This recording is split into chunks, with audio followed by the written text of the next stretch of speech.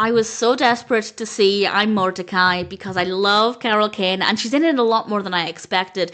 And Judd Hirsch is fantastic as well. The DVD to import to the UK is very expensive. I managed to grab a bargain. It turns out the DVD I got actually came from a library in New York. I don't know if it was meant to leave the catalogue, if the person was meant to sell it. I have contacted the library to see if they want it back. But either way, I did manage to find a bargain. I have watched it. And having now watched it, I can confirm that actually, had I paid a higher price for it, it would have been absolutely worth it. This was released in 2022. It's directed by Marvin Samel, and I apologise if I've mispronounced that. It's written by Marvin Samel, Rudy Gaines, and Dahlia Heyman, with a cast including, of course, Judd Hirsch, Kane, we have Sean Astin, Azia, Dinea, Hale, Stephanie J. Block, and various others. And it focuses on a character called Mordecai, who is an older individual who has not yet entered the digital world.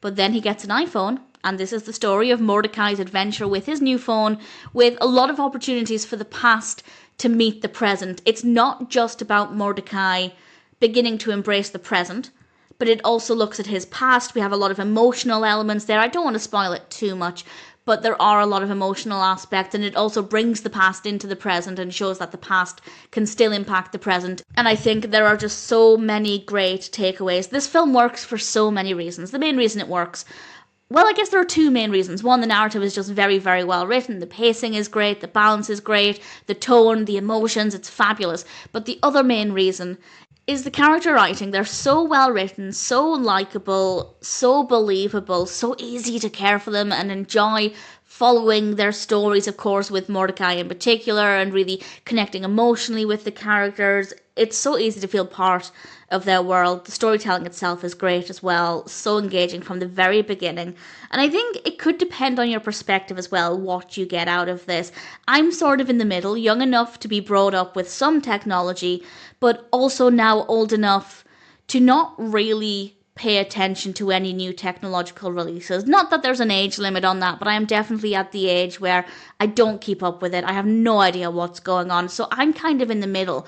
I feel like if I watched this film in 10, 20, 30 years' time, I might have a different response to it again, and I think there are a lot of great takeaways depending on your perspective, and I think it did a really great job of handling that, of giving different perspectives as well. So it is actually a film that I would like to watch again. Maybe not as far as several decades down the line. I think I'd like to watch it a little bit sooner than that, but certainly I think it's a film that could be interesting watching it again. It's also beautiful to look at, with stunning locations, gorgeous lighting, great music. It's creative, it's fun, it's heartfelt, it's thought-provoking.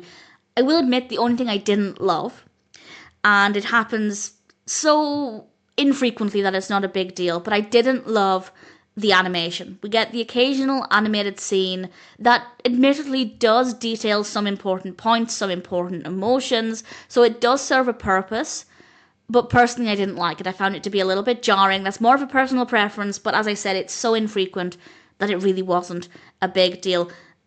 Other than that, iMordecai is absolutely fabulous. I paid a reasonable amount for it, and I don't regret it.